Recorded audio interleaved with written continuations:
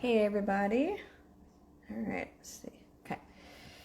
Give everybody a few more minutes to get in, but let me do a quick recap. So, last week, last episode I just did um, was with the owner of Mac Brewing, and it was really, really good to hear his perspective on starting a brewery, what were some of the challenges that he has faced, and just a perception of what it takes to actually start up a brewery. Um, and also just getting his perspective on, how to navigate through that, as well as trying to build something not only for himself and for the community, but for his kid. So it was really interesting getting that perspective and learning a little bit more about him as well. Like I said, he's doing a GoFundMe campaign, and I think that in order for that to be successful, people really got to know who he is and what his purpose is. So if you haven't had a chance to check that out, definitely check that out. But today, I'm going to be interviewing Thomas Wilson, who I came across his page by accident. I saw one of his pictures, and I was a big fan of photography. So when I saw his images up there, and I was like, kind of going through his entire page, I was just like, man, this guy is amazing.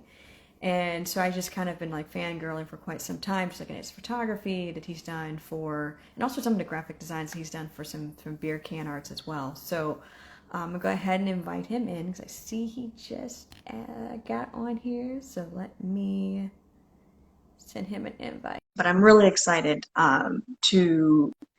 to get him on here. I think it's really cool to be able to interview people, who are doing things in craft beer that are quite different from the normal, brewing, being a beer influencer. Like this guy is actually doing something quite different, and I wanted to highlight that. So, hello, how are you? Hello.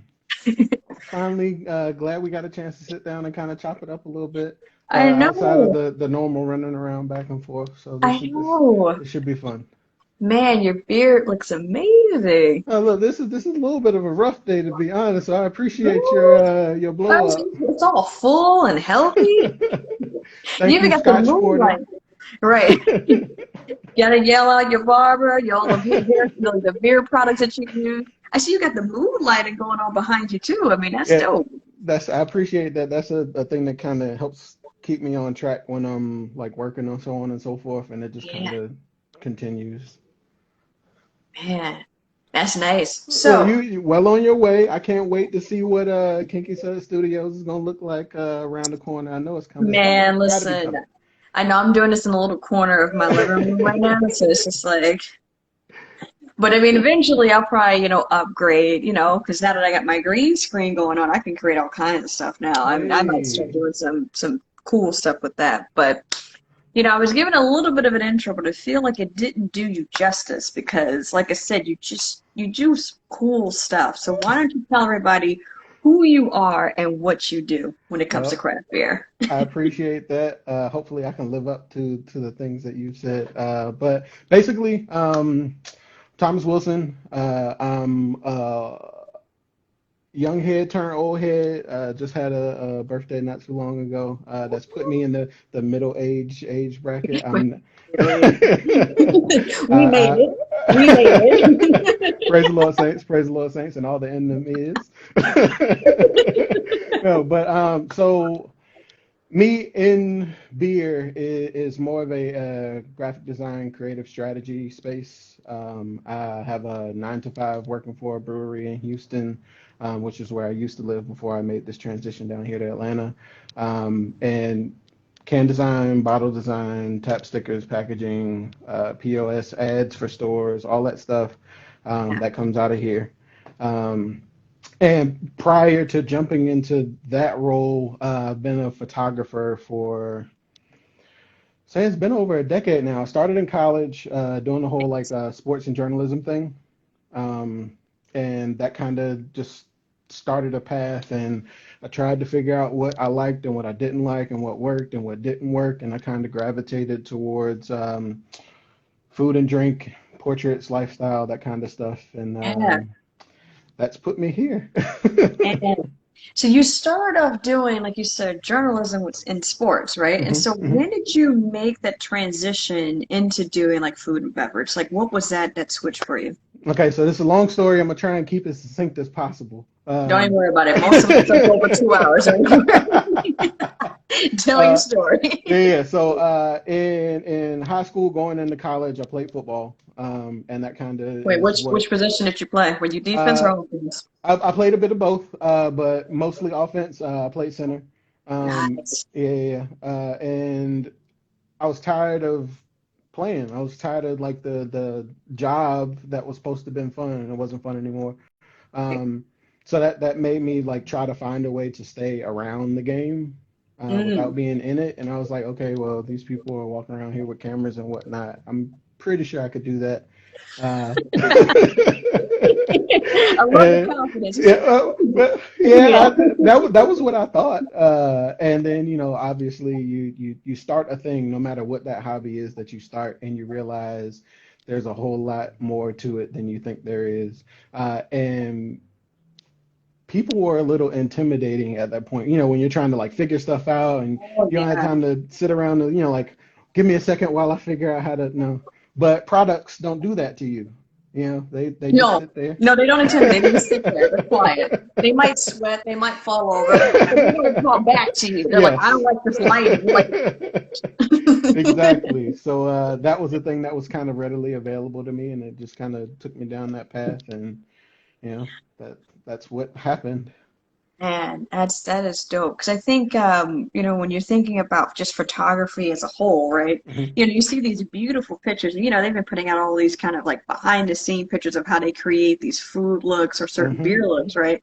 And it's so interesting when you see like the one I thought was absolutely hilarious, this one where they were doing like a burger, but you Hmm. want the steam like it's coming off the burger, so they'll like heat up.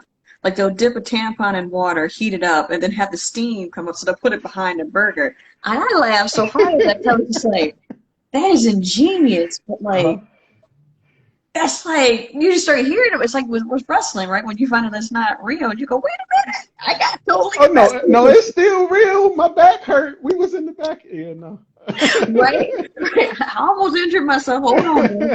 But I mean, it's really interesting when you start to get deeper into photography, right? Hmm. And so, you started off as like, I think I can do that. And then you start to see how expensive it is, right? Like Hmm. you got to get the right lenses and you got to get the right lighting. Hmm. But I mean, when did you feel when you got into it that this was like, yeah, I made the right decision with making that transition into like food and beverage? Like, what was that one project that you did that was like, loved it? I think the thing that kind of pushed me over the top, uh, I was doing like this whole like online pseudo influencer, yada yada yada, Oh, yeah, like yeah. you. Like that. But like just Here and there. this is a thing, and like I have my creative side over here, and I'm like, oh, okay, well, how can these things match? And that's kind of what pushed me into the whole like branding thing or whatever, and that Right. like introduced me to some people, and it allowed me to meet some people, and kind of just continuing down that path. I ended up getting linked up with a guy named Premium Pete. He's a pretty big sneaker blogger, influencer, all that good stuff. Him and Bun B, the rapper, they both started a I love how food you just blog. dropping these guys' names. Like, yeah, No, it's so like, this isn't like Thomas should be mentioned amongst these names. This is like no, like I was in awe the whole entire time that this thing was developing. Like right, somebody like sees what I'm doing and they value it. And that right, was like that charged me, and it was like, okay, well, this may not be, like a 9 to 5 that I can carry things with, but it's something that I should definitely invest my time and my effort in.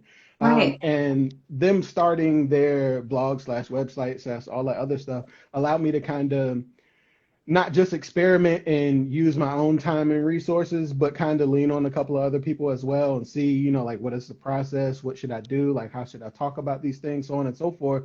right. And that was the thing that kind of pushed me 100%. Yeah, this is a lane that you should be in. Not dibbling and dabbling and like, okay, well, I like portraits. So if somebody asks me about that thing, I'll do that thing. And then Right. weddings pay good money. So if I'm They low on bread, do. I'll do that, and it's like, if you continue to just do all of these things, you don't get good at one thing, Right. you know? Right. And this was the thing where it was like, okay, not only am I seeing results from it, but it's something that I enjoy doing too. Mm, Where can I go with this? mm. Yeah. I like that. I think that's the thing too when you're thinking about what do you want to do in life. I mean, they Hmm. say the ultimate goal is to get a job where it doesn't feel like a job. Like you get up, you're not want to get up to, you Yeah. like that Yeah. 9 to 5 a lot of us are Yeah. going through, right? But you actually, even with all the editing that you have to do, and if you have an idea, right, you take the pictures, you're like, I don't like any of that, and you get to Hmm. restart all over again, right? But it's just the fact that you still, even through that process and the challenges, you still enjoy doing it. Hmm. I think that's awesome.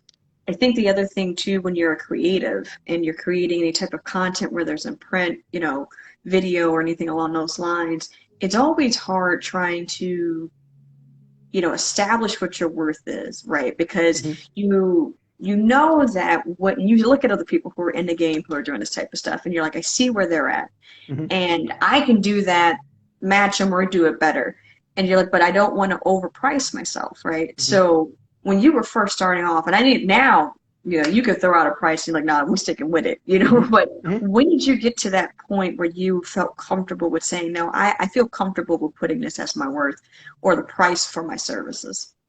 So it was kind of a communal effort, right? It was my personal experiences that kind of put me in that space, but then also um, there's a group called Creative Mornings that happens in like hundreds of cities across the world. Okay. CreativeMornings.com, check it out. But they do creative talks, artist talks, so on and so forth, once a month in like all of these random cities, and it's like for Right. an hour.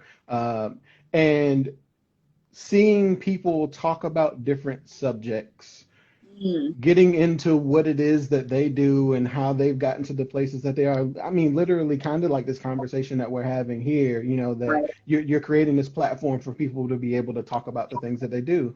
Right. It If it drives your interest, then you start to dig in more, right? And for me, it wasn't just uh, I'm not like this imposter syndrome. I'm not good enough, or like Right. I'm scared that if I tell them that it costs this much, they won't do it.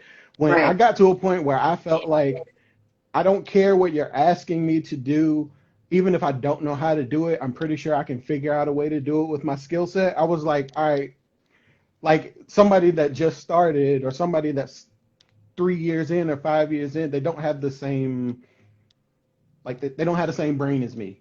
So it Right. doesn't, and if I'm too expensive for somebody, cool, because I may be too cheap for For somebody some, else.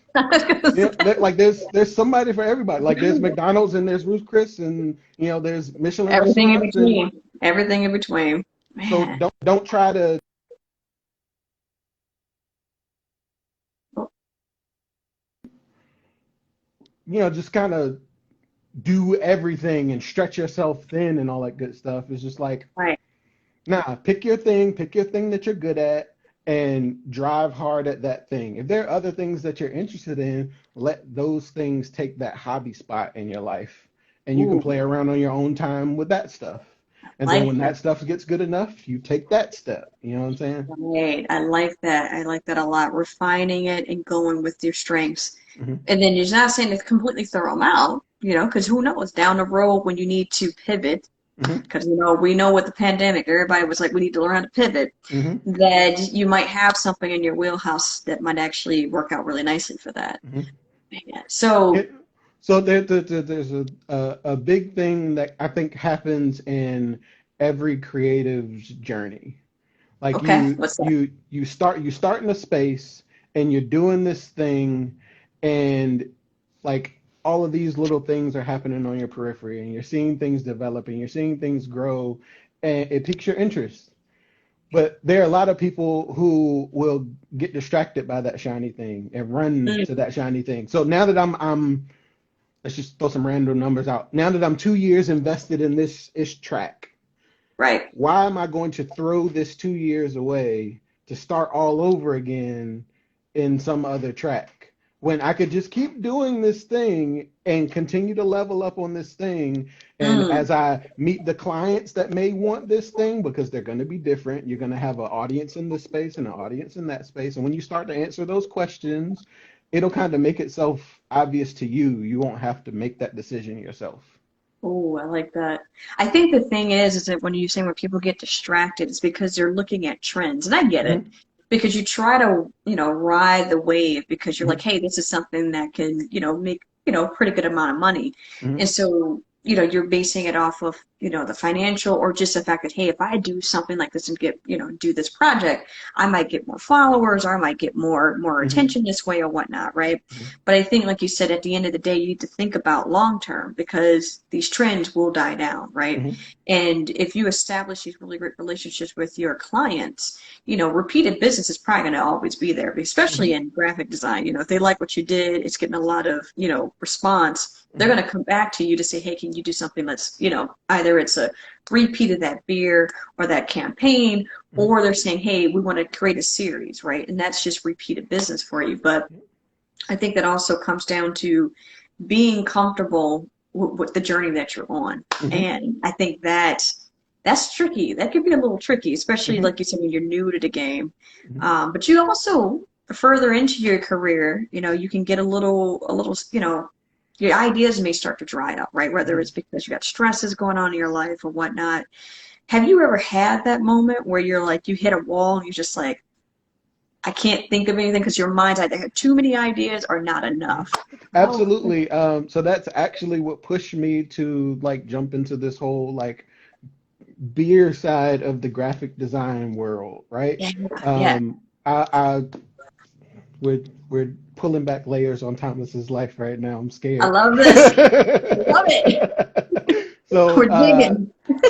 after doing the whole like journey of creative strategy and photography and so on and so forth, it kind of took Right. me to a couple of different places. I originally moved to Atlanta after grad school and lived here for a few years, and then moved away, did DC for a bit, Nice. and then I ended up moving out to Texas. Well, I moved out to Texas because it was like the safe career bet. There was a company that was comfortable with bringing me on as what was supposed to be a marketing manager, and the position kind of like changed.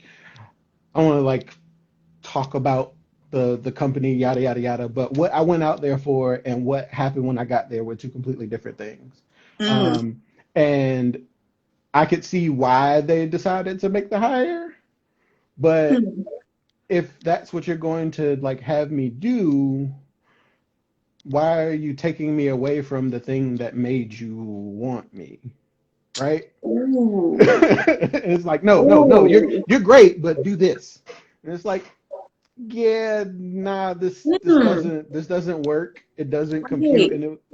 And so it was like, okay, well, now what are my interests? Where do Right. they lie? Like I know what my skill set is. I may have stepped away from it for a little bit to do this whole like safe career thing or Right. whatever, Right. but I never stopped like toying around on my own time. And it just kind of made me look around the place that I was in and the things that I was interested in to see if there was some kind of space for it, because I didn't know. I had never even really given thought to packaging design, to all of these Yes. spaces It's a that, big thing. yeah, like, but like we do exist in those spaces. It's just Mm. where, how do you even run across that if you're not actively looking for it, right? Right. Which is Right. why I'm thankful for like people like you that are in this space that are kind of ringing the bell, like, hey, check this thing out, hey, check that thing out. They exist Right. because that will allow somebody to see a space that they can enter into, and that's kind of what happened to me. Right. Because I mean, you have a lot of breweries now who are doing these collabs, right? And they're bringing Hmm. in artists to design the labels, right? Hmm. And I think it's really cool because you do get to see such a variety on these can labels, right? On these Hmm. beer bottle labels. Um, but like you said, that the who's doing it, if you don't know who it is, right? It you don't know. Like you see the Hmm. art, you're like, man, that's dope. Yeah. But you don't know who put it, right? Because a lot of times it's usually just the name of the brewery, right? Or Hmm. they did a collab with who's someone who's big on influencing on social media, they'll pull them in, put their Hmm. little role in there, right? And I think breweries now are trying to do better with highlighting these artists, but if you're someone who's more of a freelance graphic designer, you're not doing other types of media. You probably just do, Hmm. graphic designs. And I for me, I was really interested in seeing where else do I see Black people when it comes to craft beer? Hmm. Because of course we see the beer influencers.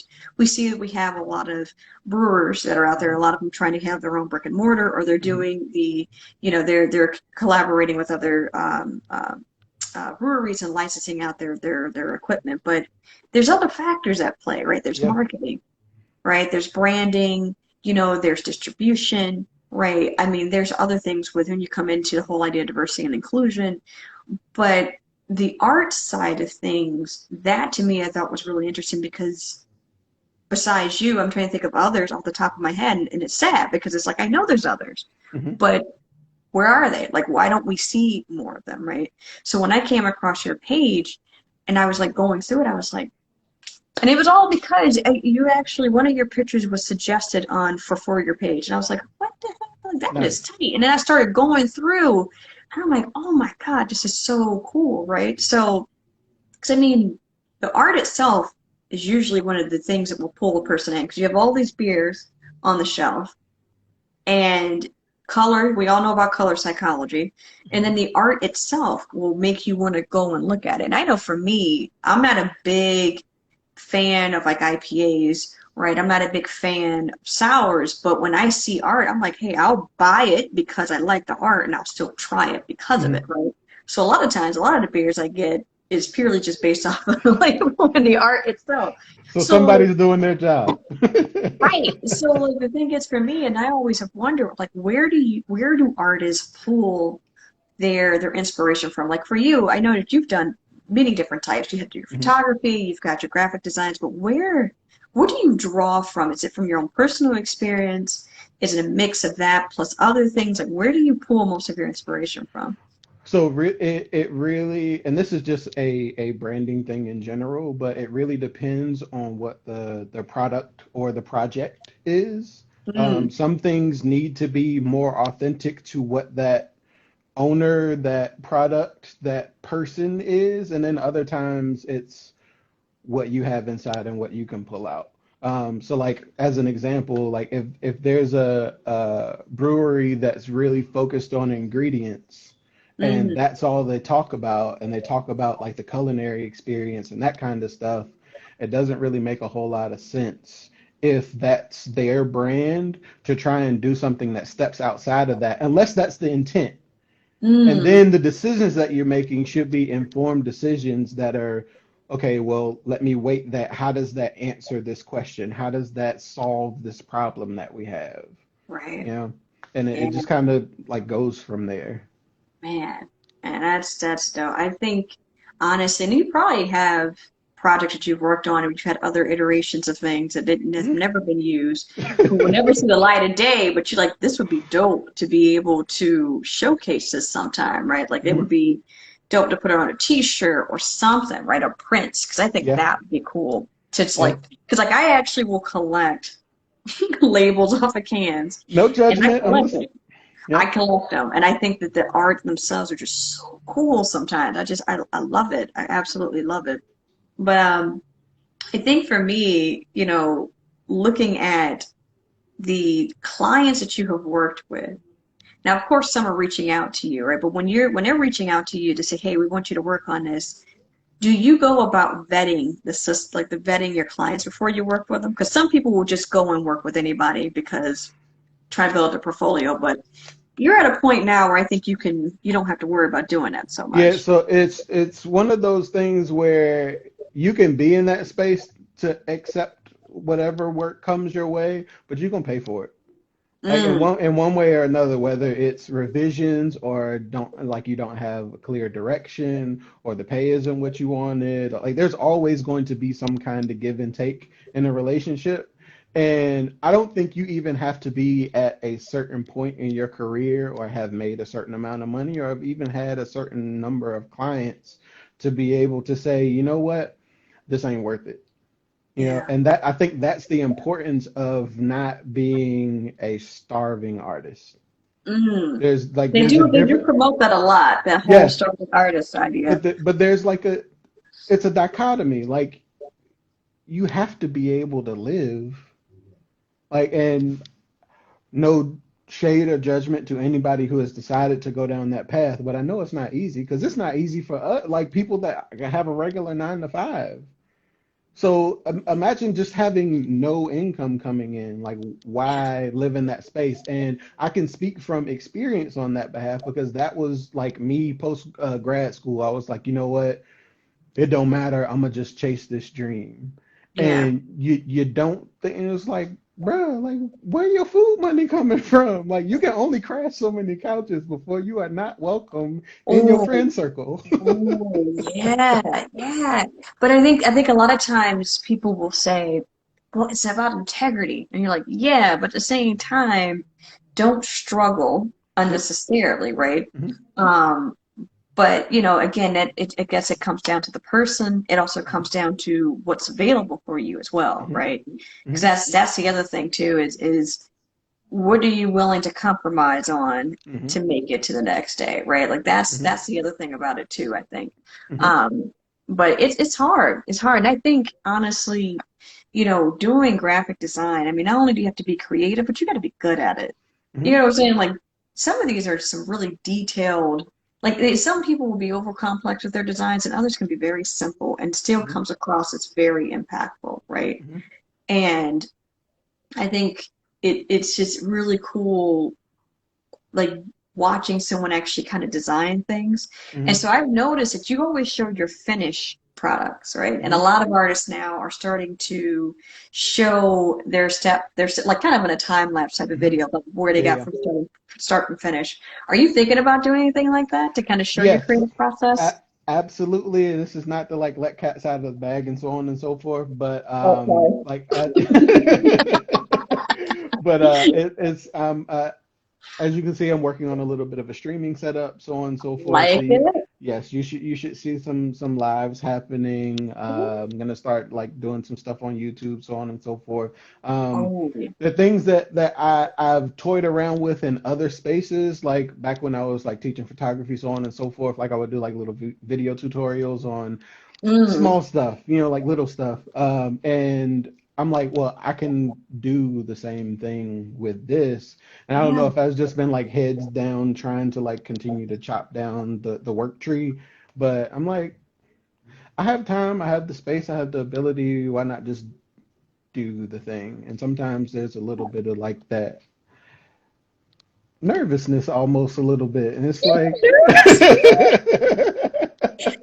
And that's the thing, right? Because you have yeah. to be, it's being vulnerable and like actually, like, okay, let me do this. Because I'm overly critical about stuff about myself when it comes to me. Yes. Yes. So when I first started doing these live, I was like, okay, and you'll still see it in the beginning of every video. I'm like, So hold on, let me. okay, let me make sure everything looks okay. But because you're being overly critical on yourself and not allowing because you can sometimes screw yourself over, right? And you Mhm. might have something that's like gold, but because you're like, oh, I don't know how that looks, or I don't like how I made this face, it never sees the light of day. But Mhm. I think that it's cool that you are starting to show how you go about doing your process. I think it would be really dope to see how some of these things come to life Mhm. because, like I said, just art in general, I think is just really, really cool. And now that we're starting to see more of it coming into craft beer, I think it's just dope to be able to see it. Plus, it just gets you out there more, right? Yeah. Like it gets you to the larger masses to kind of see what you do. Mhm. But I think the thing is that for out of all the projects that you've worked on, especially when you think about graphic design, which one was your favorite?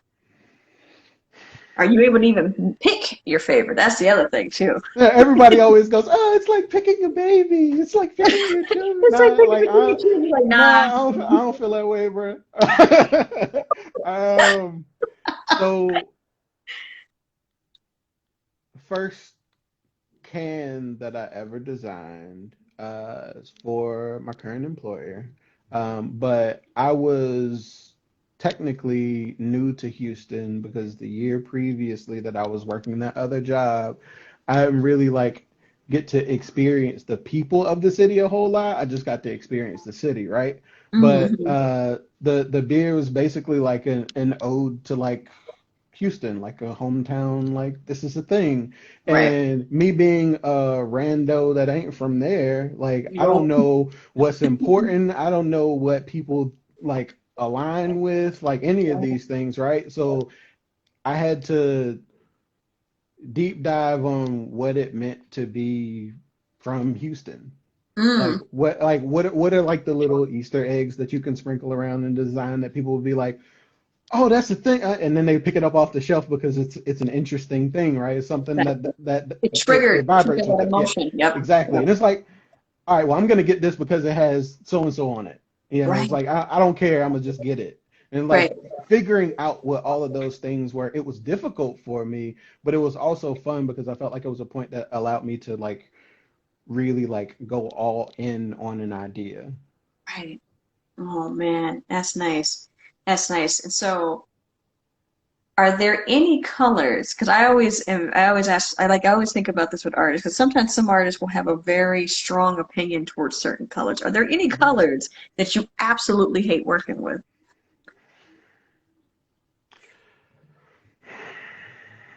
I'm an idea person. I don't Ooh. particularly care about how I get to the answer because Mm, sometimes things will present themselves as an answer, and I don't want to like pull tools out of my toolkit without even allowing them to like see if it works.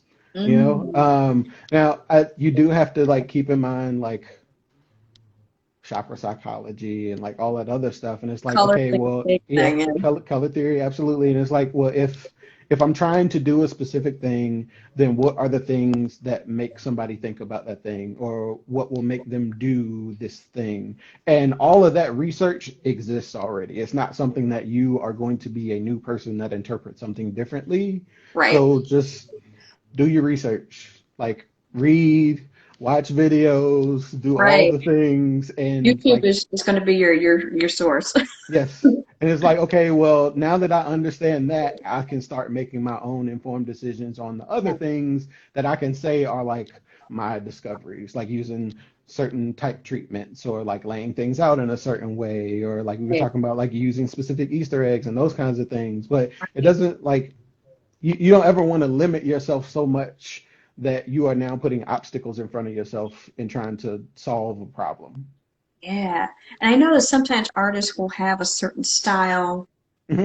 or certain type of dynamic, that's associated with them. Like what would you say yours is when you're thinking about all of your designs? What would you say? Someone could look at that and go, yeah, I know who that is. That's Thomas right there.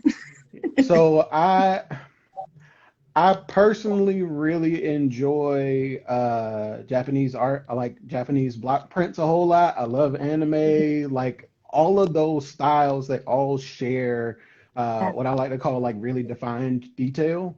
Mm-hmm. But there are like a million different ways to represent that specific detail, right? Right.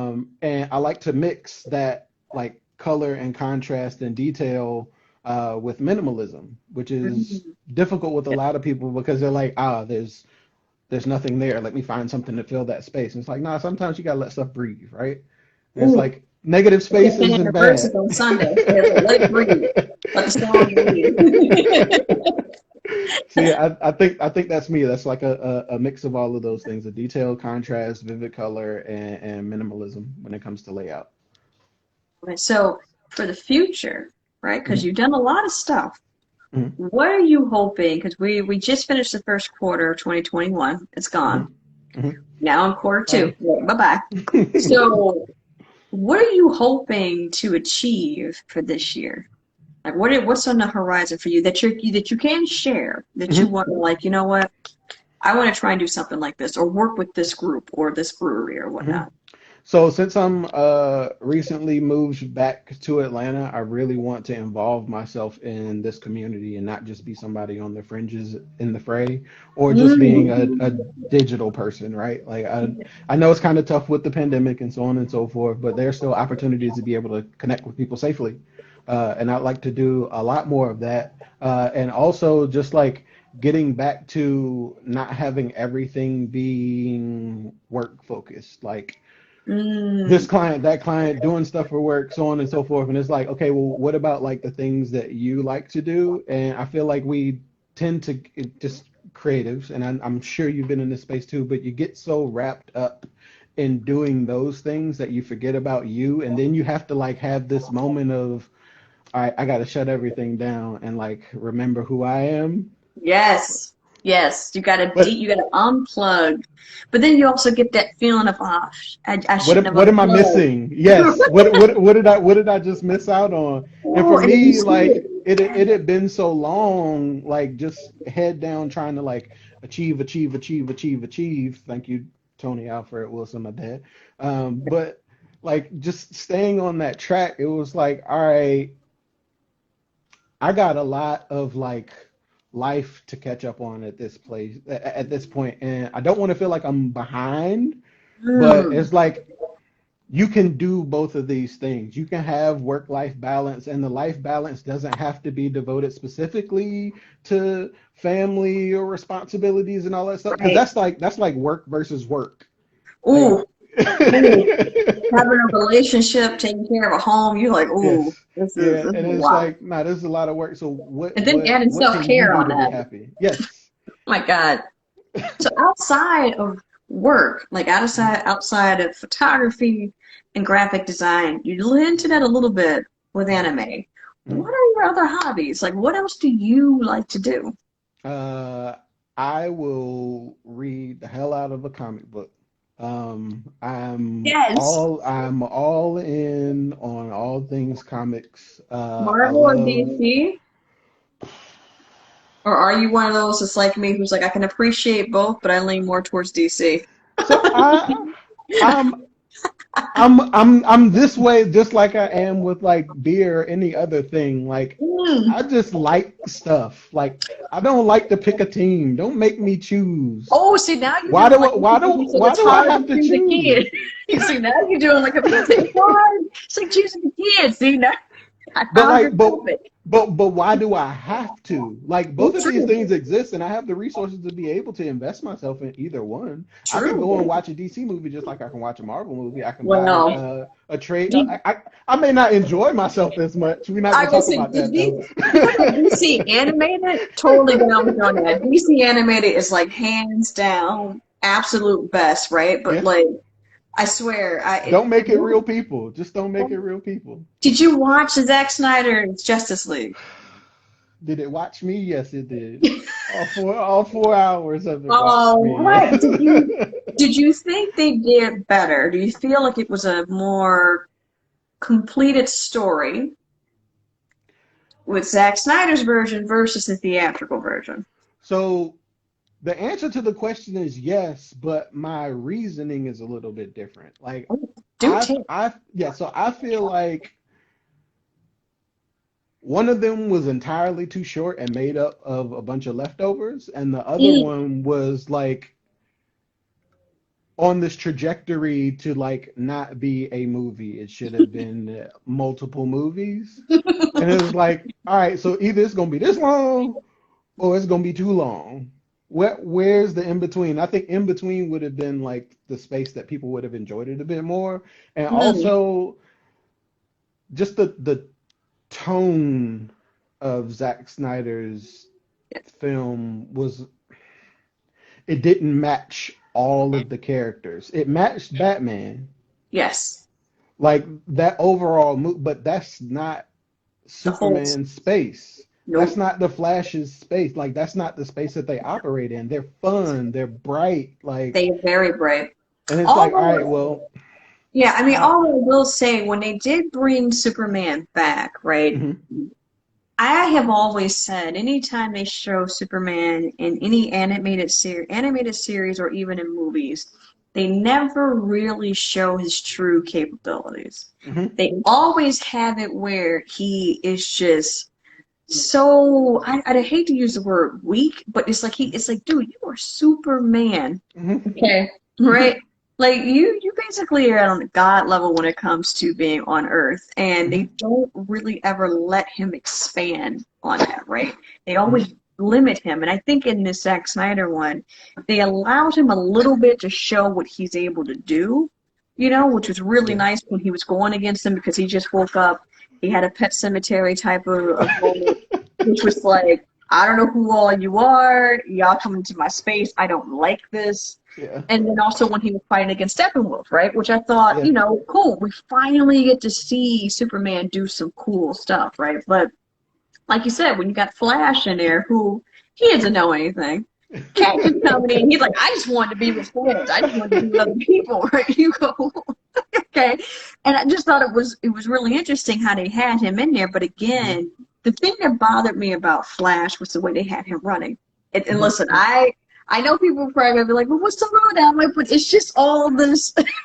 I'm like, what is all of this? It's a lot of more energy, and you take that's not what are you doing? But I thought he played the character very well, right? Like I thought that was cool, right? But so I agree with you. I do think it was a bit long. It was a bit long. But you know, you start thinking about other movies that were long too. Like you look at Lord of the Rings, right? You also had the Avengers, you know, with theirs, with Endgame, which was long, right? But people will say, but it's Avengers. And I'm like, yeah, I get it. And I got so many issues with the Avengers on that side. Too, my opinion is always an unpopular opinion, but I would love to hear it. oh, you will. Okay, well, let me. Yes, don't leave us on pins and needles. Okay, so here's my thing. I always ask people because I love like you said, I don't want to choose between them, right? But I think that since you are a comic head, when you look at how Thanos was portrayed in the Avengers series, did you like how they made some changes to his character and his purpose for wanting to get the Infinity Gauntlet? Like, how did you? No, I didn't. But I'm also like when it's kind of like the same thing with Zack Snyder's like choice in like the versions of characters that they like to use, right? And it's like I don't see like regular Thanos fitting into the Marvel Cinematic Universe. Like, yeah. And we're not even talking about like power set or anything like that, but just literally like motivations and like the lengths that he's willing to go for things and how brutal he is and all of those things. It's like I don't see how that whole thing would have worked. So I understand nuking him a little bit, but I agree with that. Part of me was like, because I was talking about this with one of my friends, and we always had this debate, and he's always like, "You're wrong." I'm like, "No, but like, you know," but I'm like, "But think about it. Thanos in the comics was like, I just want to wipe out half of the universe because I can." Yeah. And that to me is scary as shit. When you got someone who's like, "I don't need a reason. I just want to do it." And you're like, "But you gonna wipe out like?" He's like, "I don't care." And just as his infatuation with death, right? And which how was something that I thought they were going to at least hint to a little bit, but because you could have pulled in Deadpool, but you know that whole triangle was just so wrong on so many levels. And how Thanos was like, "Well, you can't have her either." It's like, dude, you are really bent over a woman. So,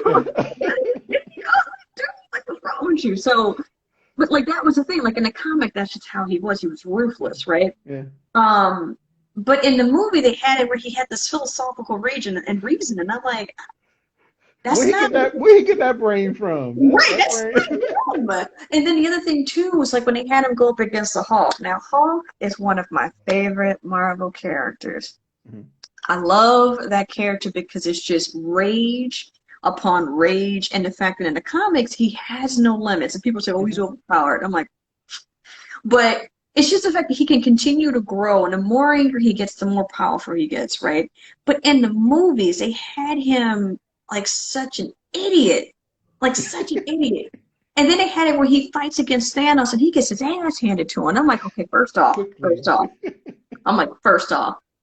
you know the comics, Thanos will fight with him, but he will try to avoid him at all costs because it just takes too much. It's like, I got to put in all this energy with you, and it's like, for what? You never run out of steam, dog. Like I don't want to self-care Sundays. I need self-care Sunday over here. I don't want to keep doing this with you. Right? But he had it. It was just like too easy to fight. And then for the rest of the damn movie, he was like, "No, I don't want to come out." I'm like, You telling me you gonna have Yeah. Thanos bitch out Hulk? And then they tried to pull this whole, oh, well, he's melted his mind with Bruce. But I'm like, nah, we're not doing that. We're not doing that. No. Have it where Hulk just hulks out. And I think that the previous versions they did of the Hulk, where it was with Edward Norton, Hmm. his version of the Hulk I thought was great because they actually showed him, during his thunderclap, the fact that he was just rage, right? But Hmm. the way he looked in that movie, I wasn't all too fond about. And I also didn't like the fact that they capped him. I think they capped him at like 9 feet and had Abomination at 11 feet. I'm like, hold up. Yeah. First off, We got problems. we got so many problems. But see, this is the thing. Like, I feel like what we do as comic book heads is the same way that people were doing with Harry Potter. They read the books, knowing inside and out. They go to the movies and they're like, you didn't cut out the whole chapter that explains about this here. And so you kind of feel the same way, right? But Mhm. I think overall Marvel had a formula and they played it to death. Like they really milked it for what it was. And they're going to continue to do that with all the spinoffs that they have coming on, right? And that's part of the reason why at first I didn't watch WandaVision. Hmm. Because I was just like, first off, you I picked can't two do of the this again. boringest characters in the movie, not in the comic, but in the movie. And you gave them a whole show with how many episodes? I don't know. I don't know about that, but I started watching it and it actually wasn't that bad. But at the same time, I had issues with it too.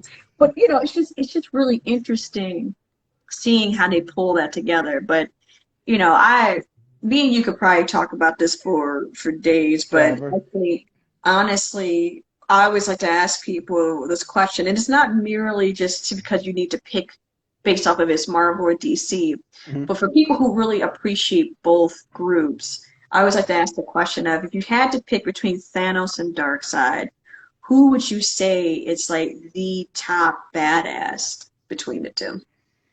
For me, I would have to say Thanos, and it's because of all the pieces around him. Like Darkseid is very like I'm not gonna touch things until I have to, and if I have to, then I'll be out here. And Thanos is like, nah, we about to where we at? What I gotta, like yeah, cool, y'all can come, but this me and him right here, and See, that's I like that. I like that. Me personally, I like Darkseid because see when you think about it, like cool, Thanos, he will go out and fight with you, right? That's cool. But when you think about Darkseid, like dude, is that's not even the character they show, that's not even Mhm. him. That's a Yeah, projection of him. yeah. And you getting your ass handed to you by a projection. That tells you something right there. Like he's not even putting in that much effort. Okay, Thanos got to get a gauntlet. Like sure, he's okay by himself, but the gauntlet Yeah, makes it where he's at a whole nother level, right? yeah. But we didn't see this thing get passed around how many times? You get what I'm saying? He got his heart ripped out by Drax the Destroyer. I'm like, come on, man, come on. But he's still total. Like again, he's an enemy that you don't want to have to fight. Mhm. But Darkseid's in a whole nother area, way That across the so we so we universe. so we talking levels here, Right, you and know we what I'm haven't gotten saying? to And that. he says, I I get will it. send the projection with my omega beams that can go around corners and will blast your ass. So you get what I'm And saying? we good. We good. I don't even and the way that he always stands there with his hands behind his back. I'm like, dude, he not even worried about it. He doing like Neo at the end where he's like, I don't even need to fight you. You see what I'm like, I don't need to Yeah. fight you. Like I don't need to expend that type of energy. That to me I think is just utterly badass in my opinion. So Um how did you feel about him almost dying in the Snyder Man, cut? Like, pissed how me did right that the make you hell off. feel? I was like, what is this? What is this? But then also you have to think about it, like that basically had basically the Avenger version of that in DC. Like we brought Mhm. in gods, we brought in people from the water, we brought in the humans, we brought in everybody you could think of, and they all attacked them at the same Yeah. time, right? But then it's like at the same time, dude, it's like I just want to collapse everything onto each other. Like that's some crazy stuff. Like I want the anti-life equation. And when you think And that's about it. you go, but wait, hold on. Listen. Let me back this up real quick. You talk about collapsing everything on like Final Crisis. Have you read that one? Final Crisis? Yeah. And like the way, like that one there cracks me up every time because when you're reading that and how everybody's trying to come together, Superman had to go through this whole little metamorphosis to figure out who he is and gain extra power. But, you know, how they figured out how to beat him in that was like you had to go through time and space, right, to beat this guy. And you got Barry trying to outrun Death, which was crazy as hell. When you see it, he's running, and Death is like right on him. Like that's like Bills. You know what I'm saying? Like you thinking you getting Yeah. ahead of the Bills are right there. You get what I'm saying? Like Yeah. it's right there, right? But like I just thought it was interesting that in the movie with Zack Snyder that they had it where he gets cut, but even then it wasn't where he was dead, Mhm. right? They carried him off onto the ship, you know, and he said, "I'll be back. I'll be back." You know, but Thanos, what did he do? You know, he wiped out half the universe, disappeared with his little shriveled up arm, and went grow a garden. It's like, you happy? What? That? Like, Yeah. like We have questions. We I got a have lot of questions. questions, man. Like, so it was just interesting. I do think it was interesting how they tried to like Darkseid is very removed. He feels very I like even when they were fighting with Steppenwolf at the end, and I'm sorry for anyone who hasn't watched it with spoilers, I'm just putting it out there. You have had all the time you All the need time. But watching he's it. like watching them, right? And you see this is the thing that gets me. He's watching them kick Steppenwolf's ass. And he's just like, look at this. This fool is just like and like he didn't even do anything. He just watched. And then he crushed his head at the end, right? I love how the side's like, hey, I told you he wasn't gonna do it. I don't know why you sent him out there anyway. And I'm like, it was almost like he was like, I just need you out my hair while I go do some other stuff, right? But then he still ended up finding the anti-life equation for him, right? So it's like it's going to be interesting to see where they're going to go with that Mhm. because they kept showing like alternate realities of where Lois dies and where she doesn't, Mhm. which I think they And were do starting. we get like Crisis of Infinite Earths and all of that other And I good don't know if they're stuff? going Like to how do that. does And then they tried to bring in, you know, Martian Manhunter, and it's like Mhm. that felt kind of out of place. Like I don't understand like the way they tried to weave him into it. Like in the animated series, right? He's great, right? But I don't think they did a good job with that one or trying to bring in like I was hoping they would at least shown a little bit of like Green Lantern, you know, Mhm. a little bit Yeah. because I didn't like the individual Green Lantern movie that they did because We won't speak of that. Ryan Reynolds needs to stay as Deadpool and that's it. Forever. Like Forever. I don't like him in anything else but Deadpool. He fits it to a T. And all random Netflix action movies. Oh man, I swear, like he needs. Underground 6 was dope. I have not seen that. I have Do not seen. it. Do it. It's worth it. Okay, because like I do think that it is hard trying to translate some of these comics into movies, Mhm. because you don't have that level of detail that you could do. Like they did, they tried to do that with Watchmen, and Watchmen in itself was like almost frame for frame, but they didn't even do this little side story of the comic that the boy was reading in there, right? Like that is its own whole story in itself, but. I thought that they did a good job with that one, but again, comics are a little bit different because then you got to figure out well which line are you in, which universe are we in? Because there's Mhm. all kinds of stuff that's happening with that. Like Wolverine dies, he doesn't die. It's like all kinds of stuff that you can go with that, right? So, but I do think Darkseid. It will be interesting to see where they're going to go with that. They probably won't do it right. I'm just got to prepare myself for that. They're going to probably mess that up. Because like Wonder Woman was great, the first one, but that second one,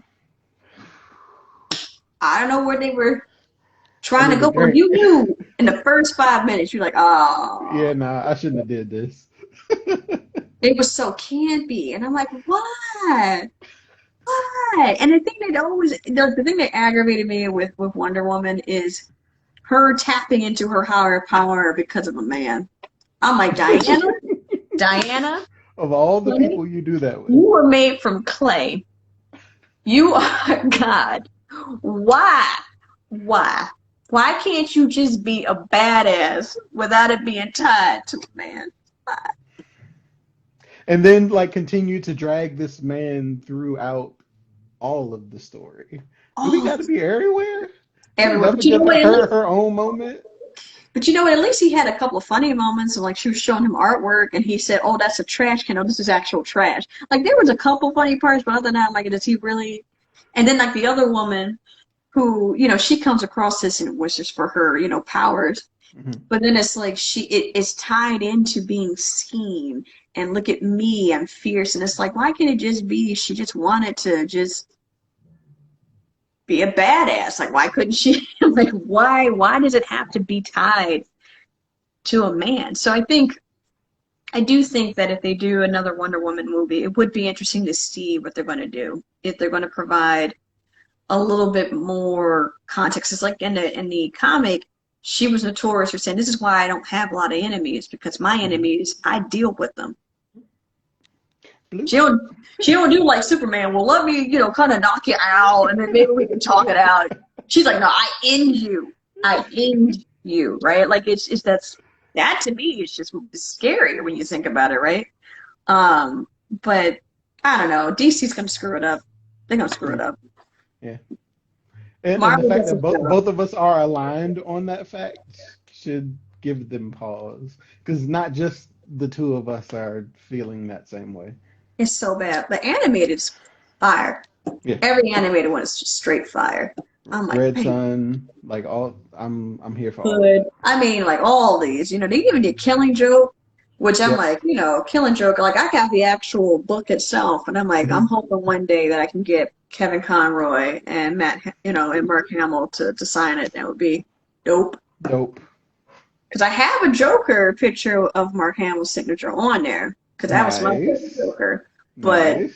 you know, um, but yeah, it's just so much. So we know anime, Hmm. comics. Hmm. What else do you like? I have recently gotten into gardening. Dude, Weird, right? no, it's not So weird. No, I like it. I like this is it. just it's a desire to have my home be as self-sufficient as possible. I love that. And it's I like, all love it. right, I'm tired of throwing this lettuce away. Ooh, ooh. What we Or the zucchini, you like, oh, it's soft. I didn't get to it in time. Damn. So that's where we are. The house that we ended up purchasing, it's got a little bit of a yard, so we've got some room to play around out there. And I was like, all right, this could be a thing. So Okay, we're so going down that path. what you gonna grow? What you thinking about putting in there? So we've got zucchini squash, we've got onions, garlic, we've got like a couple of different types of greens, like all the things that we typically go to the store for. Tomatoes, we started. Yeah, We're starting fruits now, so we've got like some strawberries and blueberries that we're strawberries working are pretty on. good. Yeah, yeah. Yeah. And then of course watermelon, like not racist at all. This is just other people No, you gotta got watermelon. other people like watermelon too. Why would you not? It's delicious. Listen, So, look, that's when you just look at people say goodbye. Don't. yep, yep. You're not gonna make me feel bad about the things that I Yeah, enjoy. no, that and grape. Nope, grape anything. Yes, I drink grape. That purple drink. Yes. Yes, give me the purple. I need Yeah, that. or that red. Give me red every time. Every time. Yeah, so that's where we are. We'll see Okay. where that lands us next year, and Yeah. then I feel like we'll just continue to add on See, I'm starting off really small because I'm still like in a little townhouse, and. and I have a few plants. So I got like a hibiscus. I got a couple Hmm. other like plants out there. I got some succulents that are out there, right? But I would like to start gardening. I used to grow hops when I lived back in Michigan, and I loved it. Mm, And I mm, mean, we were getting them like every season, they just kept getting fuller and fuller. I'm like, we're gonna have to start eventually having to, do some interesting ways to kind of put that together. But I would love to do that. I would love to have a small garden, and grow like different herbs like mint, hmm. get a little bit of basil and oregano in there. But I think the other thing for me that I've always wanted to do was have a beehive. Mm, And I've seen a few. So the traditional way they do bees is a little bit like that's. I don't want to keep disturbing the bees, but there's this like all-in-house bee house, that allows you to keep the bees in there, and when you want to get the honey, like you turn this little switch and it allows the honey to flow out, and then you can Yeah. turn it back, and it already has the honeycombs back together, and all I gotta do is just start packing it again. Which I'm like, this is great. I don't even have to disturb the bees. Like that would be That's cool to do. dope. I'll send you the That's information dope. because I know we were doing a Kickstarter for a while. I think you can buy them now, but I would love to do that, but have it like in the back corner of the the yard because it's like Uh-huh. I don't want to Don't keep nobody want all them bees by my door, though. right, I don't want them too close. Let's not do that. But that is cool. I think gardening is when you think about how people assume certain things, right? So like for me, when I say I like anime or if I like to watch sports, people automatically go, "That's so weird." Or if you Hmm. hear a man who says, "I like to garden," right, or "I like to cook," well, that's it's like, no, it's not weird. I mean, hell, gardening is relaxing, right? There's a lot of Hmm. science behind it to show that it relaxes the mind. Plus, you're trying to be sustainable. You're trying to keep it Yeah. all in house, Hmm. which I think is really dope because you're now More money for having, beer. hey, right? Or for to explore other types of hobbies, right? Because some of these Mhm. hobbies can be expensive. They are utterly expensive. And it really brings up this idea of, well, damn, if I want to do this, I got to make money, right? So it all comes back to the same thing in the beginning where you're just like, I got to figure this out. Like, how do I make money Hmm. to spend for my stuff, right? So Hmm. I think it's dope that you're doing gardening, and you definitely have to share pictures when you get it all together because I think that's going to Here be for it. really, really pretty when you get it all together. So, so clearly you have a lot of interests outside Hmm. of graphic design, outside of beer, which is dope. And I think it adds another layer to you outside of your graphic designs. But I know one of the other topics we had talked about was, life post-COVID. Mm. And that in itself, I think, also plays a part into now that you are in a place where you can actually start to do things, right? Mhm. Now you've got the time to, do your YouTube channel and to do all the different videos and other creative content that you want to do. But like, tell a little bit about your story of your run-in with COVID. Okay. Some people don't know. Yeah, and people still at this point assume that it's not a thing for some reason. I don't understand how, but anywho, Yeah. long story short, I wasn't feeling myself for a little while, and I have really bad allergies anyway. And it was like summertime, so I'm out in the yard, yada yada yada. I'm like, this just feels like really sucky allergies that won't go away. Yeah. And I dope myself up, and I relax a little bit, and it just like keeps going. And I'm like, Works. all right, I gotta figure something out. Like, let me go get tested. This is a thing. Like, everybody's all in a hoop. So let me go ahead and see what's what. Fingers crossed, obviously. But came back, tested positive, and I'm like, all right, well, what do I need to do? They give me, like vitamin D, yada, yada, yada, simple stuff. Because at that point, nobody really understood how to And fight you were it. still early on in this Yeah, yeah, yeah. process. Yeah, yeah. Yeah. So nobody really like everybody was discovering this at the same time. And I ended up having to get checked into the hospital because like it really was progressively worse time over time. Yeah. And even when I got into the hospital, like I continued to deteriorate with them like We already did. helping and like Yeah. I'm getting IVs, yada yada yada, and I'm still like I can't breathe. Like they end up like helping me like throughout that whole process, and I end up getting checked into the ICU. I spent 6 days in the ICU before they moved me back to a regular bed. I was actually in the hospital for like 2.5 weeks total, which is a financial stress in and of itself, which keeps Yes. you from being able to think about like just getting better and getting out, and then being completely disconnected from like your family, your friends, like not even really being able to communicate with people like that. And it was a really, really rough time, but it gave me context when I got out. And it was like, all right, I've had these like moments where I've sat and I've thought about like, all right, well, if I get out of here, God, like I'll do this, I'll do that, and yada yada. You know, you like Right, your reasoning and all that other stuff. And right, it was like, right, I'm I'm not thankful that I got sick. right. I'm thankful that I had the experience that I had when I did get sick because Mm. it forced me to reframe my life and pay attention to things that you can very easily like pass off when it comes to just being a workaholic or Ooh, yeah. just having like really like deep interest in things or whatever, or even being in like a relationship that like like those people that like fall in love and they disappear and you don't see them no more, Ooh, like just ooh, ooh, ooh, like ooh. reframing all of those things, right? Yeah. And that gave my relationship an opportunity to like not like stop or like create space or anything like that, but it allowed us to like freely talk about things that we don't really feel comfortable like talking about. Like, well, what happens if one of us gets sick? Like, what happens if like these things happen? Like, Right, how do we feel about where we are right now? Where do right, we want to be? Where do we want to right, go? Like those right. things, and it pulled those conversations out in a way that wasn't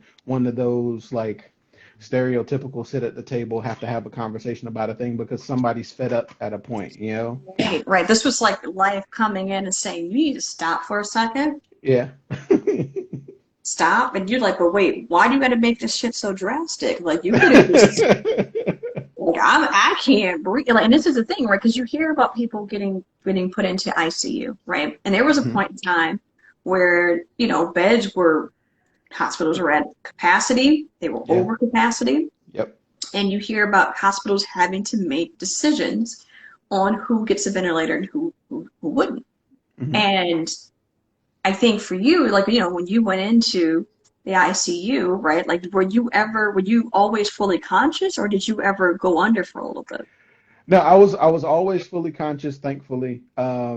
I passed out once, but it was a like pass out from coughing fit, not getting oxygen thing. It wasn't like a like just disconnecting or whatever the case is. Right.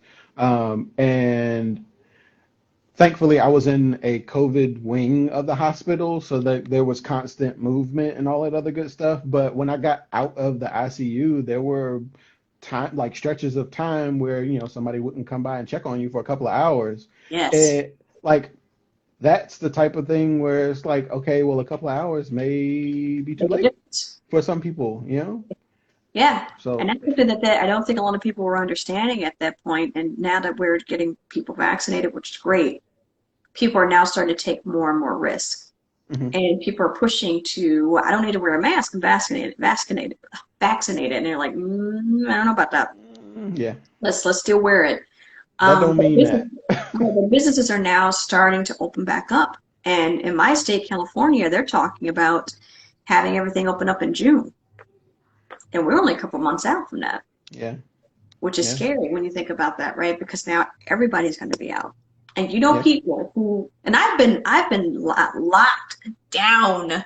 since this whole thing started, right? Like I haven't traveled, I haven't gone to restaurants, I haven't gone to breweries. I only have gone out to either take a walk in the neighborhood or to Mhm. go grocery shopping to do any type of other shopping that I needed. Other than that, I've been at home this entire Yeah. time.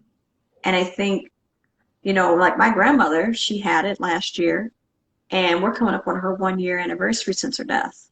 Mm. So April 14th would be her day. And Condolences, my she, condolences.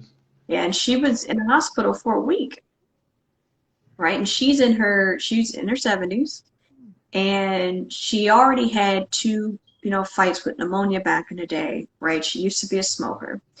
And she had high blood pressure. So all these things were adding up to either she's going to, and I'm like, she was pulling through, she was holding steady, which was a big thing, but it was like after a while, her body couldn't take it. So like when you told me your story about how you were in there, I was like, Jesus Christ, you're around my age.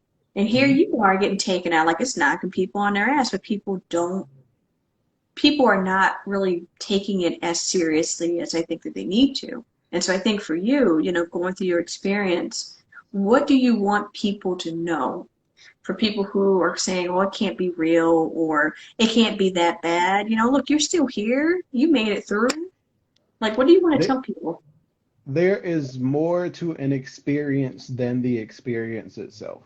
Mm, There is the mental aspect of things that goes into it. There is, of course, the physical aspect of things, but there's yeah. also how it affects the people around you.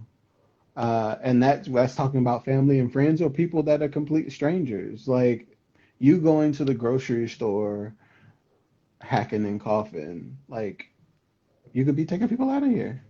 Yep. And you don't think about that because it doesn't affect you. Like just don't be selfish. Don't be selfish, and it could be you. Yeah. You may have gotten lucky up until this point. Right. And you hear of a lot of people who got COVID, really came down with it, recovered. They're having these long-term effects. So some people are saying like brain fog. Some Yes. people are really bad to the point where they have to relearn how to walk and talk. Hmm. Others are talking about the extreme fatigue that's still affecting them, or sometimes the Hmm. shortness of breath. Do you have any of those type of long-term effects afterwards? Yes. So brain fog is real. Mm, Me just kind of like losing some things that were quick for me to pick up sometimes, mm, just like tricks and stuff like it was very painfully obvious when I first got back to work that I was not in the same space. mm. And even now, with it being months ago, like it still takes me a little bit longer to complete tasks sometimes. And the thought process behind things, we were talking about like, pulling on that color theory and like Yeah, things that are normally just like recall, right? And it's like, right, oh, what was that again? Let me. And it's right. not because I don't not because I don't use it, because I use it. It's hard sometimes. Yeah. And I find myself like I was never the type of person to have like games on my phone, but Mm, I'm like little brain games and yada yada yada, and it's like, yeah. is this because I'm getting old? Like, I mean, it's a bit of both, really, right? You're like, oh my God, I just sped up the process by doing this more. Dang, I was going at least a little slow now. You're right. And I mean, the so thing is, that it's hard. It's hard, right? Yeah, I'm definitely in that space. But I also know that like whether it was this or it was somebody else's experience that they had, like people getting car crashes, there's all types of things that happen to people in life. It's not about like that thing. It's about all the things around that thing and what you do to move forward from that space. And that's just kind of like not just where I am, but where I'm trying to like continue to talk to people Yeah, about. man. And I think it's important for you and I'm thankful that you're sharing this because I have seen a lot of people online who, I mean, there's different groups of people. There are people who are like in the extreme, like I am, who are like, I'm only going out when it's absolutely necessary. Hmm. To other people who are on the other side who are like, I don't, whatever. And they're like, well, I haven't gotten sick. It's like, well, yeah, because you may be asymptomatic, so it's not Hmm. going to be a problem for you. But for everyone else in your area that are around you, you could be, like you said, you're potentially putting them in harm's way. But then you have people who are in between who they do have to travel for work, or they just like, hey, I'm tired of being in the house. Hmm. They are taking the necessary precautions. So they're getting themselves tested, they're quarantining when they're done, they're making sure they wear their mask, and they do all these other types of things, right? Hmm. But then you have other people who, again, who are just like, I'll do some, because other people are, they seem to be okay. Yeah. And I think that, when you start hearing about these other countries now who are having a fourth wave, who are dealing with these new variants that have a higher chance of infecting people. And they're trying to understand, well, now that it's infecting more people, what are the effects of that? Are we seeing a higher amounts of hospitalizations, of deaths? And they're starting to see some staggering numbers that are really concerning them. Yeah.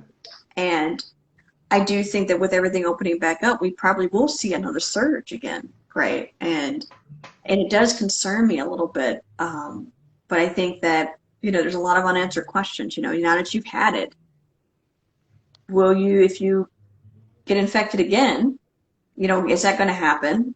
How will your body respond? Will you be able to come out of it again, right? Hmm. If you get vaccinated, sure, it's supposed to help decrease your chances of having to go into the hospital, be hospitalized and stuff like that. But these new variants, we don't know.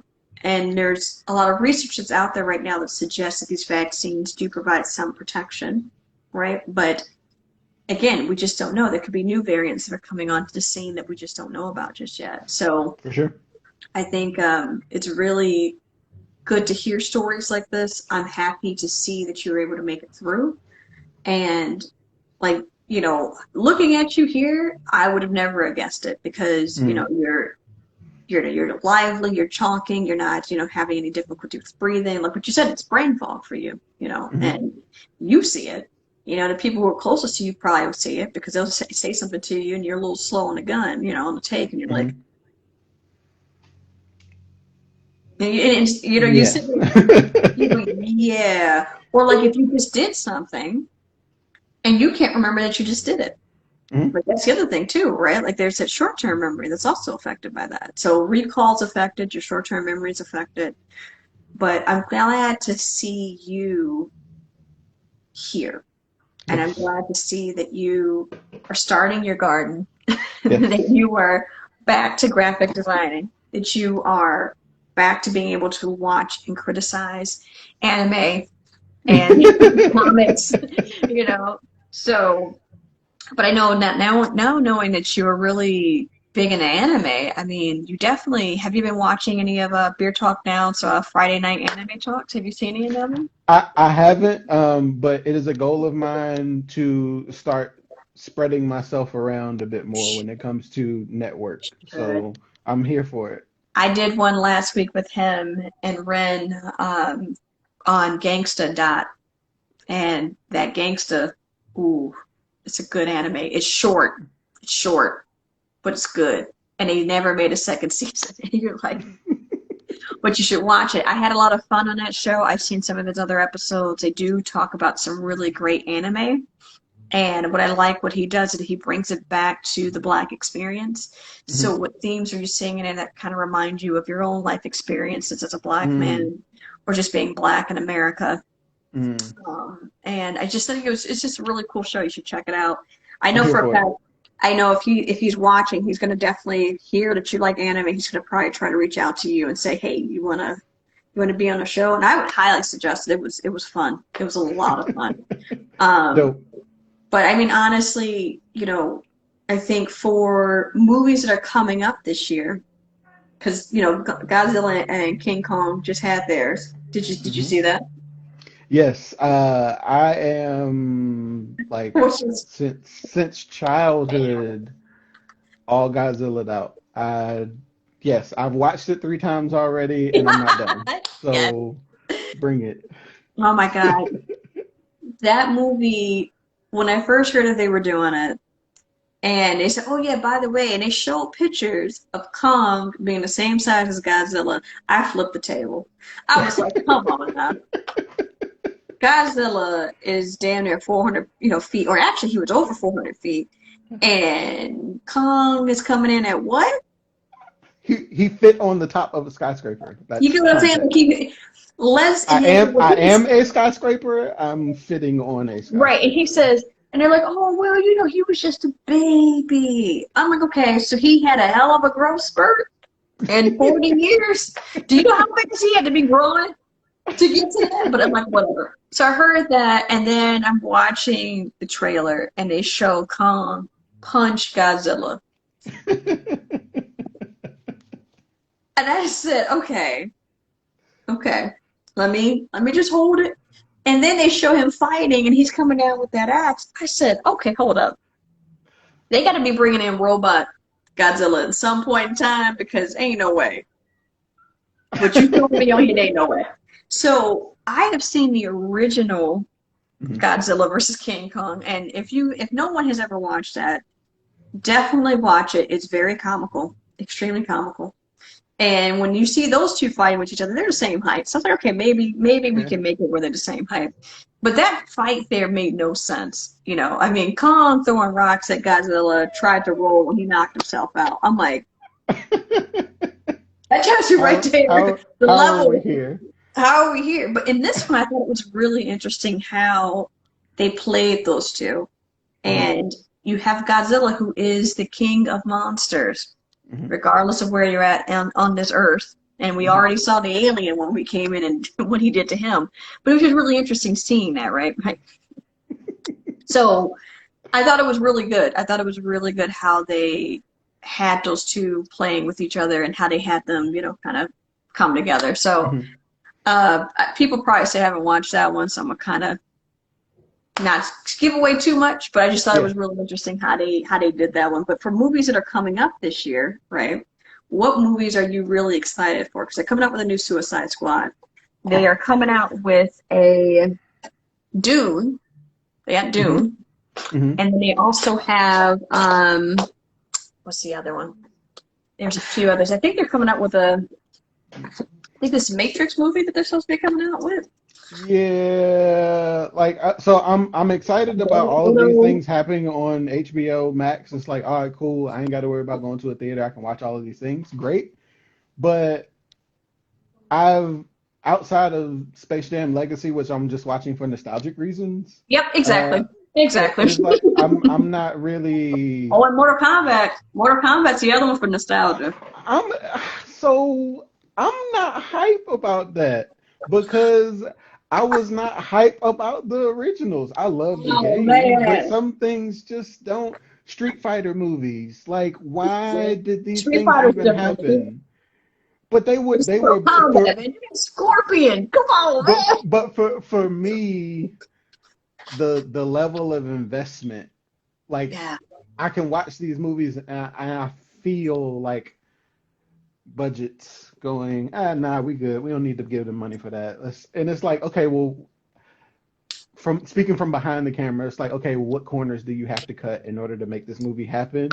And I can see all of them, and it ruins those types of movies for me. Yeah. It's like, I like the characters. I'm attached to the characters. I know the fight scenes will be great, but yeah. What about Dune? What about Dune though? Because Dune is supposed to be like the mega. Like, have you seen the original Dune? I haven't, and that's never been my side of things. I've always been like kaijus and superheroes and yada yada yada, that kind of thing. I mean, they got a giant worm in that one. I mean, you can consider it to be a kaiju. It's just a desert one. I mean, you can look at it that way. Yeah, so I have a thing with period pieces. I don't like watching, and this doesn't mean that things aren't good. They can't be great. I can't get attached to something I can't see myself in. So no Bridgerton for you. No, and like Megan loves watching like Handmaid's Tale, yada yada yada, and it's like even like it's but it's like, and I'm like, I can't see myself in that. The first Captain America, like, I love the character. I love the MCU. It is a struggle for me to watch that movie. And we did the whole like timeline marathon. Like, we're almost done. Yeah. It's like, it was tough that night. I was like, yeah, I'm glad this pizza is good because it's done. It's more better stuff. But you know what? Yeah. But you know what? You talking about Captain America made me think about something. When they introduced the Winter Soldier, Bucky, and they introduced Black Panther, and they show these two fight with each other, right? The comic book head in me was like, dude only has the arm, and you going up against Black Panther. You should be getting ripped to shreds. Like, when he kicks you, you should be hurting because that's Black Panther. Right? And they didn't do that, right? They had it where he They're was just literally. hand to handing and sprinting I'm after like, each other man, past cars, and I'm like, I all think it gets right. me. It's like my friends like, but he was in hand. I know he was brainwashed. That was it. He didn't And he get. had an arm. And he had an arm. That's it. That's it. They don't have. He can run faster than cars. He outrunning Black Panther. I'm like, come on, now. Come on, man. Like I love Winter Soldier, but come on, man. Come on, You're doing too much. You're doing too man. much. But I think there's certain movies, certain genres that can be like for me. I can't watch rom-coms. I just Hmm. can't. I can't do it. And musicals are hit or miss with me. Overall, I don't like them, but I won't. But I'm more into like sci-fi, Hmm. more into comics, into action movies.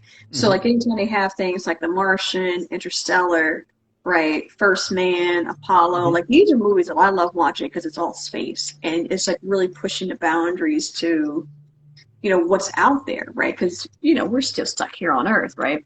But I just think it's interesting when you do see those type of movies coming to life. But Yeah. um, period pieces, yeah, that's one I can understand you with a little bit. I do laugh at them a lot of times because it's like their mindset back then is vastly different. And I always say to myself, I would have never survived back then.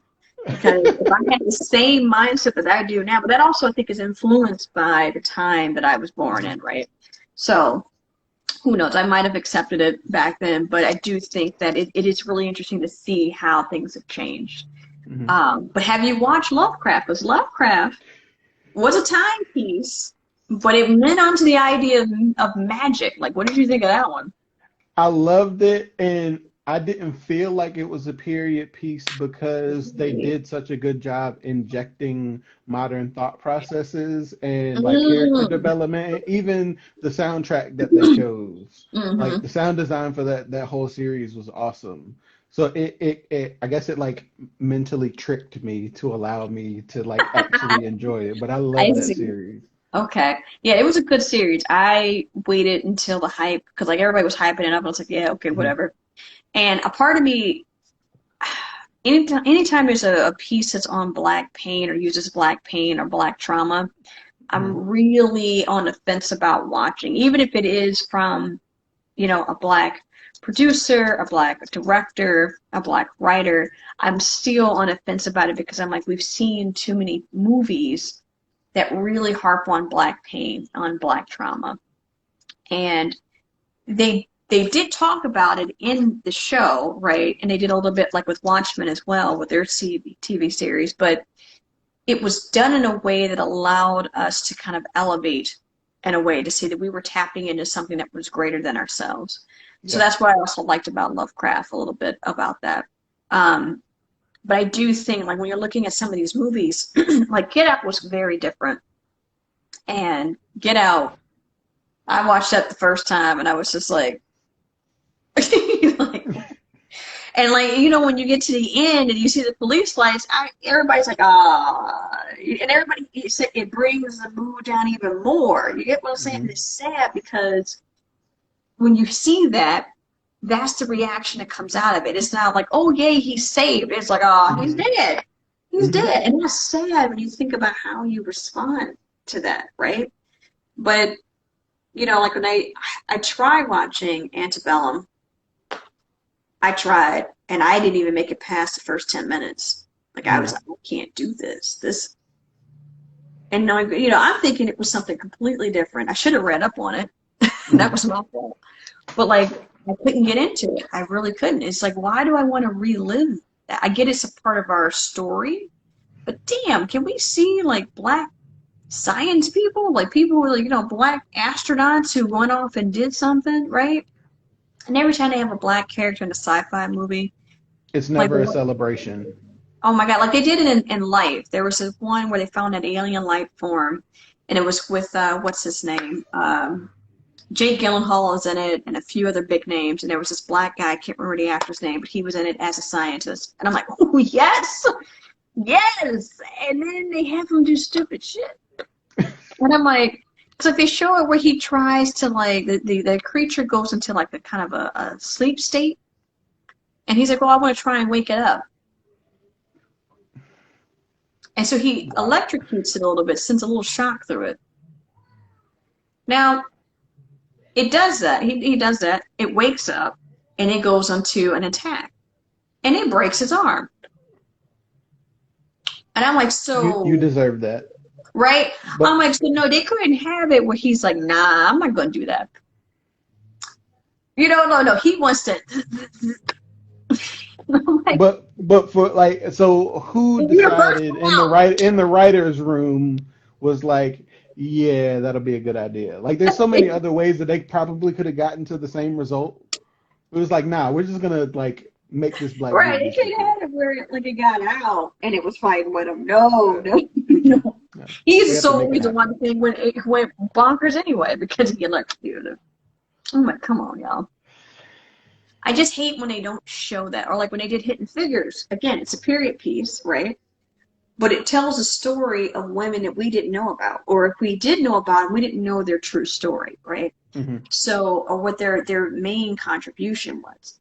So I think that they need to do more of that because there's tons of stories out there. I know for a fact that they kept contributed. Like I did the whole thing on black inventors in beer, and you're finding out things you didn't even know black people were contributing to in beer, Hmm. right? But again, it's not that it's Yeah. not there. It's just the stories aren't being told.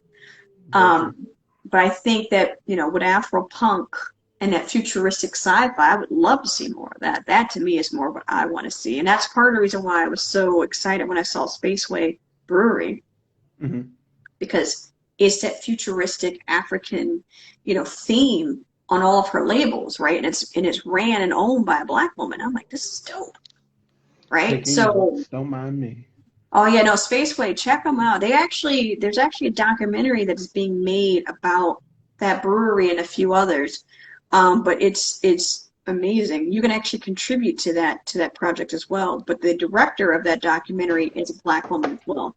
So it's going to be really interesting to see what comes out of that one. But I would love to try some of her beers. I think that the artwork is just amazing. She was just in a competition for voting for the beer labels. Dope. And then you also have, others that are kind of pushing the boundaries when you're talking about gardening.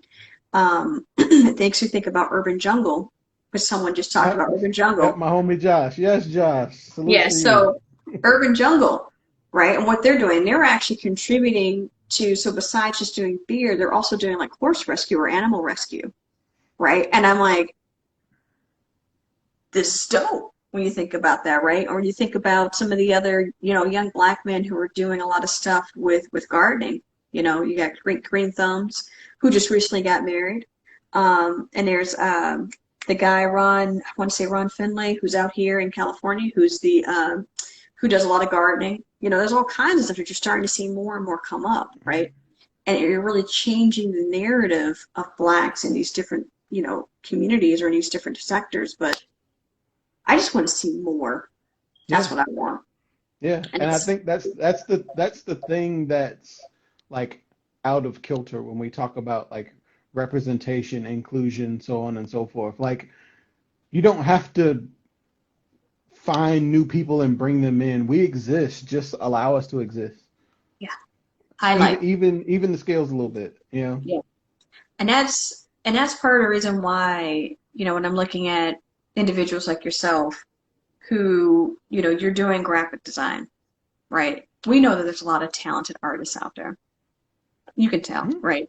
And I even follow this one account on Instagram. It's called Afro Anime. And I love the fact that they're changing a lot of the characters, lead characters of anime, and showing them as black characters. But then you also have people who are doing other things, like creating other types of characters based off of some of these anime. And it's amazing. I'm like, that's what we need. We need like a Black Sands Entertainment where he's changing the narrative with graphic novels, right? Like that's something that we need to see more of. That type of content being created, or Mhm. being able to highlight artists like yourself who are creating the can art and the bottle art and just saying, look at what they're doing. You would never suspect that it was a black guy or a black woman who did that. That Mhm. type of stuff. You know what I'm saying? Like that's what I Yeah. want. I want to have more of. But like you said, it's not that there's a lack of talent. It's Mhm. not that they don't exist. That's the thing. They're already there. Absolutely. But I think, I'm excited to see what's coming up next for you. I'm really excited to see this YouTube channel. And to see your behind the scenes, because I have always found it to be the most fascinating when an artist actually shows you how they build things out or create things. I always love watching those. So I definitely will watch it when you drop it. But what is the next big project that's coming out for you that you can talk about?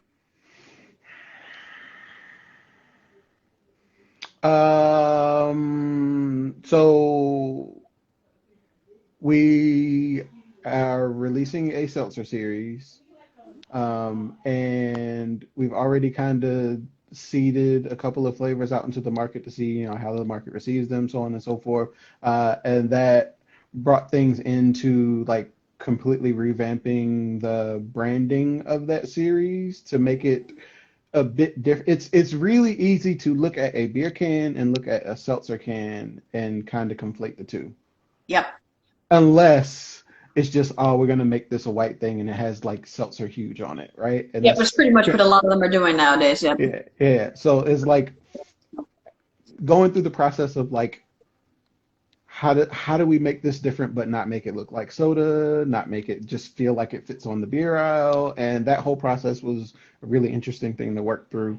But literally those files got sent off for art approval yesterday.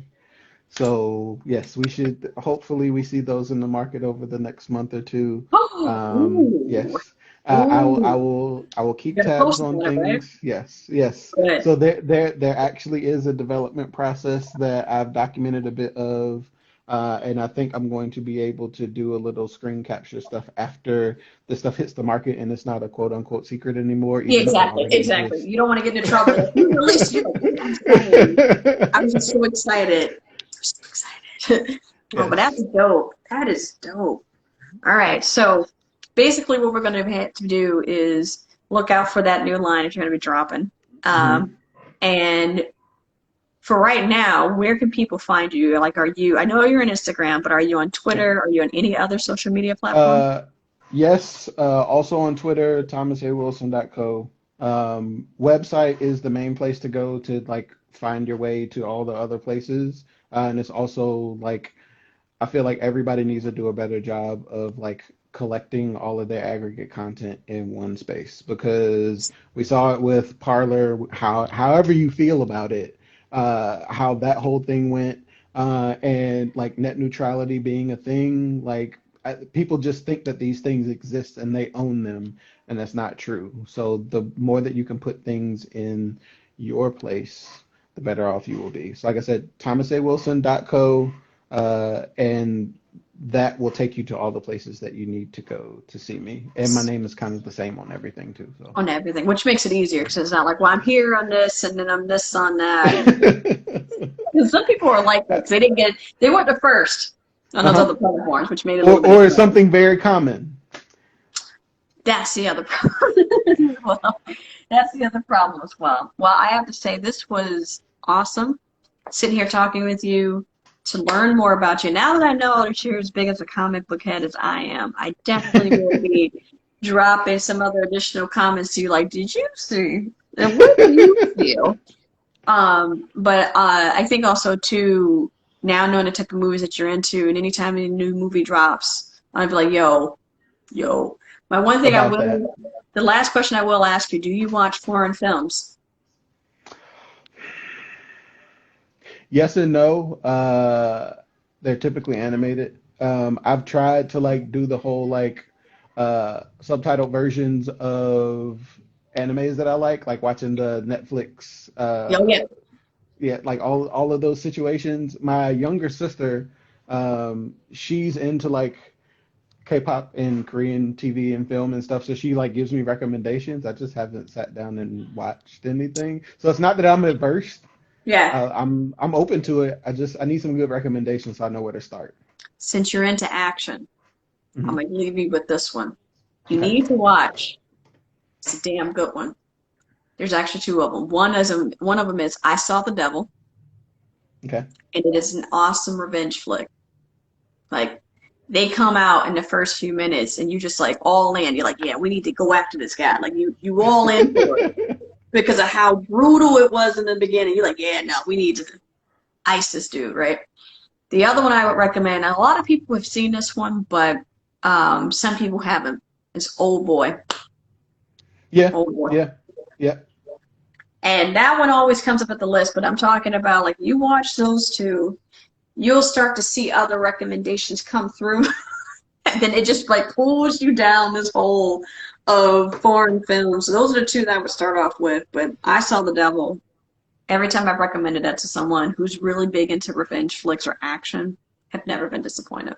Dope. I'm here for it. Thank you for the recommendations, and I will let you know what I think. Definitely let me know. You gotta let me know. So again, thank you for coming on. It was a pleasure. I look forward to keeping in touch with you. Make sure you send me those pictures of your garden because I'm curious to see what that looks like. Yes. But thanks for everyone who stopped by today. I really appreciate it. And I will see you later. Thank you very much for the opportunity. Talk to you soon. All right, bye. Bye. All right, so my next two guests are going to be, I have another one tomorrow, and then I have my other, another episode dropping on Friday. But these two are my international peeps, so really be on the lookout for that. The one I'm doing tomorrow, really excited about this because this guy does some beautiful beer reviews. It's like really like small little movies. I love it. He does a really great job of being able to bring in a theme about a beer and tie it into music. It's awesome. Beer Quest, can't wait to do that with him. And then on Friday, and he's actually based out in the Netherlands, but he's in New York right now. So that's my first international. My second international is going to be this Friday. I'm going to be doing this with Beer Diversity. So we're going to up to Canada. So excited to talk to her about beer in Canada and being Black in Canada. So definitely look out for those two. But thank you all for stopping by, and I will see you guys tomorrow. Bye.